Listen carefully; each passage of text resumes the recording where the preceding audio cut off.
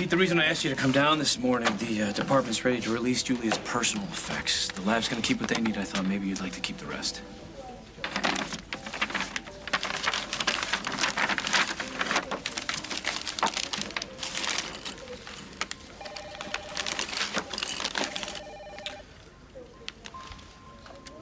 Watch.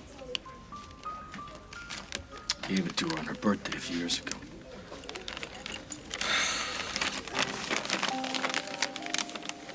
It's a engagement ring. Yeah, from me. I wanted her to keep it.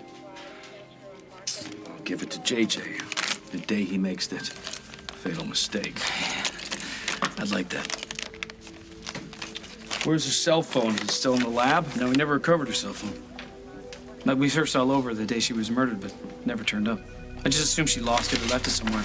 That's impossible. She made a call here the day she was killed. Well, I thought it was strange when Julia's cell phone didn't turn up. I put extra guys on it. They went through the hospital, her apartment. I sent a team over to Lakeview, a few stores, gas station, any place she might have used her credit card and left it. Well, it doesn't make any sense. You sure she had it with her on that day? Absolutely. I had a fight with her. In fact, you witnessed it here at the station. And then I felt bad about it. I was walking out to the car and I was going to call her, but then I saw her on her phone with her back to me, and I decided not to, bother her. All right, listen, we contacted the wireless company. They sent us a list of phone calls that she made. Nothing popped out at me, but I can check it again if you want. Well, can I stick around? Yeah, shouldn't take long. Okay.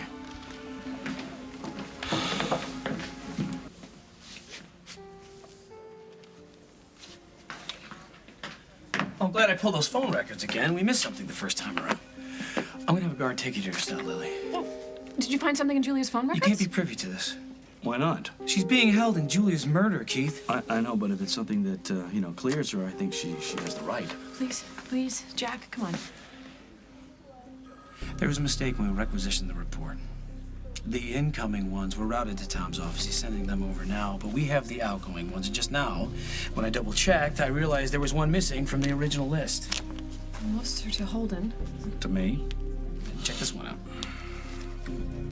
It's unknown. There's no caller ID listed. Check out the timestamp. That's the exact time that Julie made the call. I was gone. I had left the apartment already. I know that. You were with Carly by then, right? Yes, and if she was making a phone call, it means she was still alive. It means I'm innocent. I already put a call into Tom. Unknown. Who is that? Only one way to find out.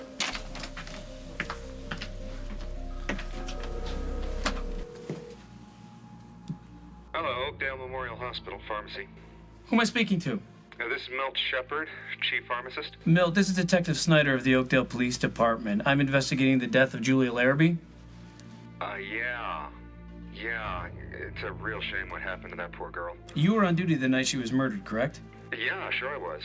I remember seeing it that night on the news when I got home. Okay, this number popped up on a list of outgoing calls that Julia made on her cell phone that night. Do you remember speaking to her about 9 p.m.? Well, I didn't realize it was Nurse Larrabee. She was pretty new on the staff, and we don't interact with the nurses all that much. Well, you do remember a phone call coming in about that time, right? Oh, yeah, definitely. The weirdest thing happened when I was talking to her.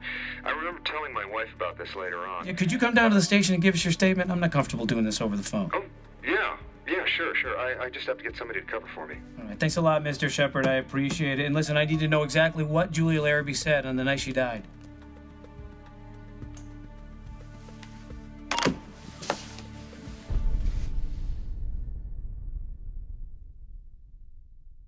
Well, I appreciate you coming down to the station, Mr. Shepard. If I realized that was Julia Larrabee on the other end of the phone, I would have called the minute I found out that she'd been murdered.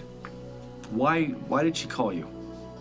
Well, she had a nasty bump on her head, and she wanted me to set aside some of those instant compresses. Was she planning on driving down and getting them herself? I guess so. She said she tried ice, but it didn't really help with the swelling. And, she had a really bad headache, if I recall. Did she seem upset? Upset? Yeah. No, not necessarily. Maybe a little confused, disoriented. She was a nurse. She would have known what to do. Now that I think about it, she wanted to take some ibuprofen. She was asking me some questions about drug interactions, things like that. You said something else happened, though. What was that? Yeah. I told her that she should come down to the emergency room, get checked out by them, just in case she had a concussion. And she was telling me that she didn't want to do that, and then all of a sudden, in the middle of a sentence, she just stopped, and her voice changed like she was talking to someone else. What'd she say?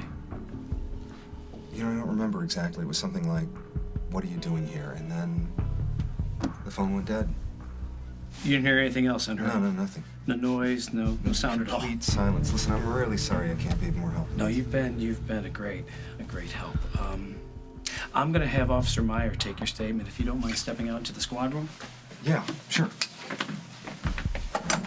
Meyer, will you type up Mr. Shepard's statement and send a copy over to the DA's office? Okay. I really appreciate you helping out. I'm glad to help. So what do you make of all that? You think she was talking to her killer? I think we gotta find who interrupted that call, and we'll find the person who